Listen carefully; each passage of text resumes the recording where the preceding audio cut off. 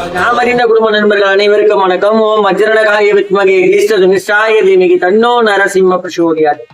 இப்ப நம்ம பார்க்க இருக்க நட்சத்திரம் முருகன் பெருமானது விசாக நட்சத்திரம். விசாக நட்சத்திரத்தில் பிறந்தவர்களுக்கான பலன், அவங்களுக்கு செய்ய வேண்டிய பரிகாரங்கள், அவங்களுக்கு ஏற்பட்டிருக்க இன்னல்கள், தடைகள் எல்லாமே போகிறதுக்காக என்ன பண்ணலாம் அப்படின்னா, விசாக நட்சத்திரத்தில் பிறந்தவர்கள் முழுமையான பலனை பெற குரு பகவானின் வழிபாடு வேண்டும்.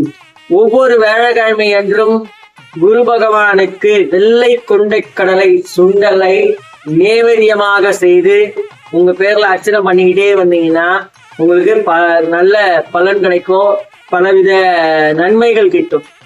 அதே போல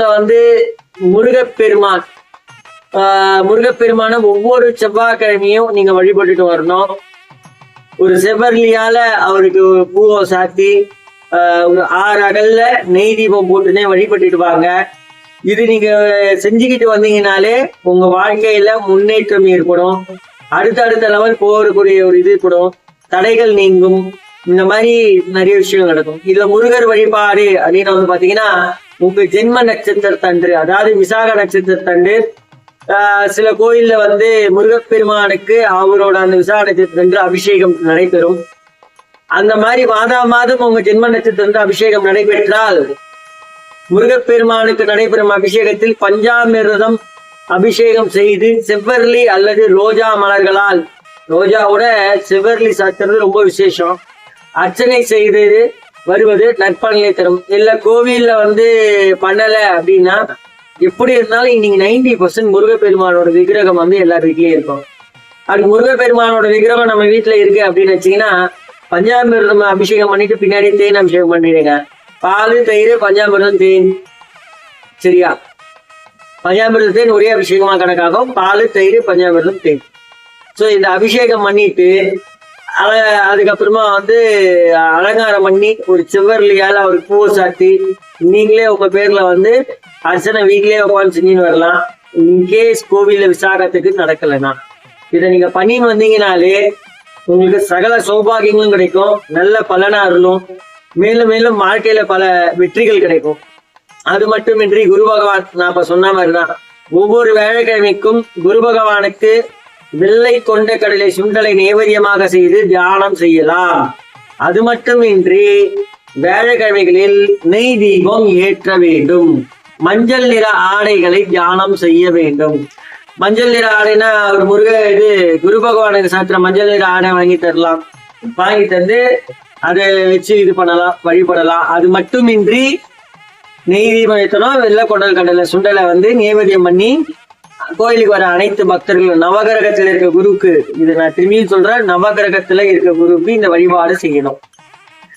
உங்களோட விசாக நட்சத்திரத்தோட அதிதேவதை வழிபாடு அப்படின்னு பாத்தீங்கன்னா, அதிதேவதையானது யாருன்னு பாத்தீங்கன்னா இந்திரன் அல்லது அக்னி பகவான்.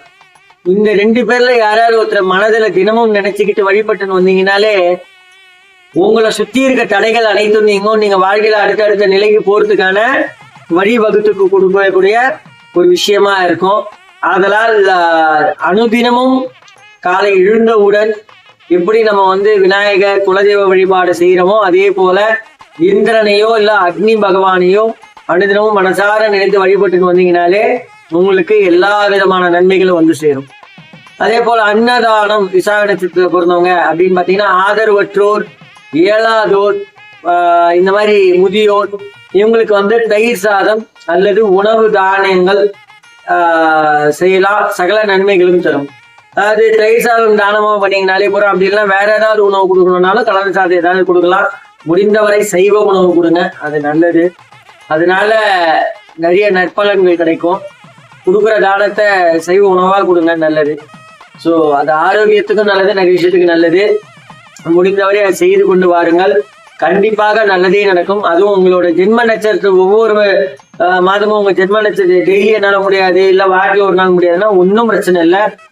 உங்க ஜென்ம நட்சத்திரம் அப்படியாவது நீங்க பிறந்த அந்த விசாக நட்சத்திரத்தன்று ஒவ்வொரு மாசமும் அந்த விசாக நட்சத்திரத்தன்று இயலாதவருக்கோ இல்ல முதியவருக்கோ இல்ல ஆதரவற்றவருக்கோ நீங்க அன்னதானம் கொடுக்கலாம். ஒருத்தருக்கோ 2 பேருக்கோ இல்ல உங்களால எத்தனை பேருக்கு முடியுமோ அந்த மாதிரி நீங்க அன்னதானம் கொடுத்துட்டு வாங்க.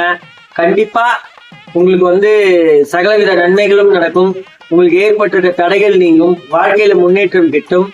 நம்பிக்கையுடன் செய்து கொண்டு வாருங்கள், நல்லதே நடக்கும். நன்றி, வணக்கம். மற்றும் ஒரு நற்பதிவில் சந்திப்போம்.